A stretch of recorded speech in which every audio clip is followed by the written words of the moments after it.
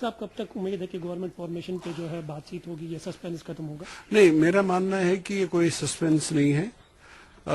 ہم نے مفتی صاحب جیسے قد کے لیڈر کو کھویا ہے، تو اس لیے نہ صرف پی ڈی پی، میرا ماننا ہے حساس لوگ جو بھی ہیں، جو جانتے ہیں کہ مفتی صاحب کیا تھے، ان کی شخصیت کیا تھی، تو یہ ماتم ختم ہونے کے بعد ہی مفتی صاحب نے جو agenda of alliance already sort out کیا ہے، تمام ایشوز جتنا بھی پاسبل تھا کہ کیا کیا ایشوز اس نارتھ پول اور ساؤتھ پول کے الائنس میں ہوگا، تو میرا ماننا ہے کہ ماتم کے بعد ہی محبوبہ جی کی قیادت میں وہ سرکار آگے چلے گی.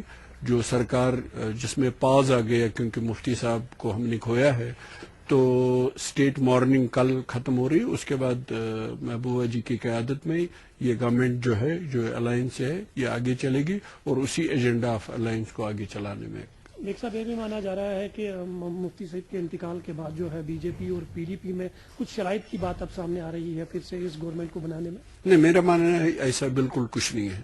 میرا ماننا ہے کہ وہ جو سپلٹ ورڈکٹ لوگوں نے دیا تھا، جموں کشمیر لداخ کے لوگوں نے دسمبر 2014 کے الیکشن میں، تو اس میں بہت ٹائم لگا پھر کہ ایک ڈاکومنٹ بنانے کے لیے کہ یہ نارتھ پول اور ساؤتھ پول، جیسے مفتی صاحب نے بی جے پی پی ڈی پی الائنس کو کہا ہے، اس کو کیسے آگے لیا جا سکتا ہے.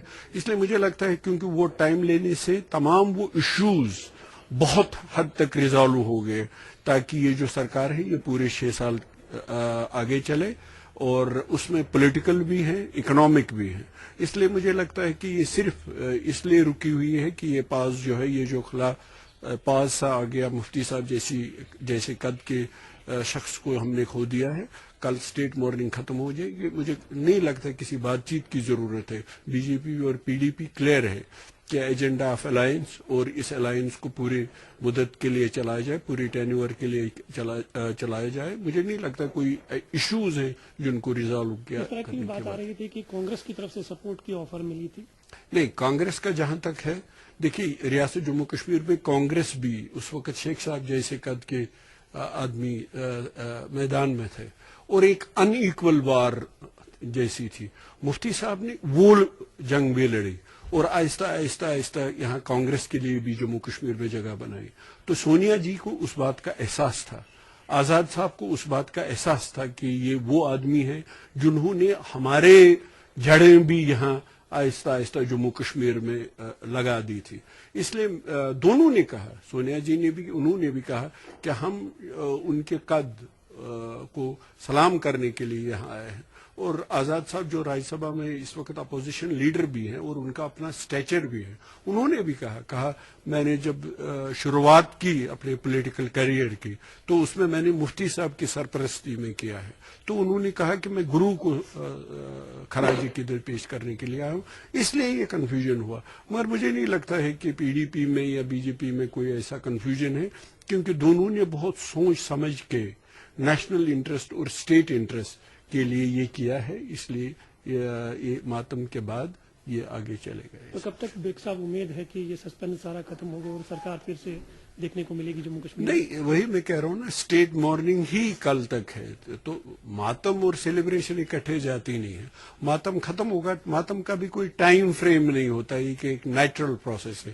مگر یہ وہ نیچرل پروسیس جو ہے، یہ جو گریف ہے، اس کے بعد بالکل جیسے مفتی صاحب کی قیادت میں یہ 6 سال کی امید کی، کیونکہ باقی تو اللہ کے ہاتھ میں ہے، بالکل ویسے چلے گی. اور یہ جو پالیٹکس اور پولیٹیکل اینگلز ہیں، مجھے نہیں لگتا یہ سامنے آئیں گے. بیگ صاحب، ایک ایسی بھی نیوز آ رہی تھی کہ کچھ شرط رکھی گئی بی جے پی کی طرف سے بھی کہ 5 سال آپ چلائیں گے، چیف منسٹر رہے گا 5 سال یہ، اور آپ کی طرف سے بھی ایسی نیوزیں آ رہی ہیں کہ کچھ شرط رکھے گئے. نہیں، یہ بالکل نہیں ہے. وہی میں کہہ رہا ہوں، یہ آلریڈی سارٹیڈ آؤٹ ہے. جب یہ کولیشن وجود میں آئی 1 مارچ کو، جب مفتی صاحب نے حلف اٹھایا اور باقی منسٹر نے حلف اٹھایا، مجھے لگتا ہے کہ یہ سب چیزیں جو ہیں یہ سارٹیڈ آؤٹ ہے.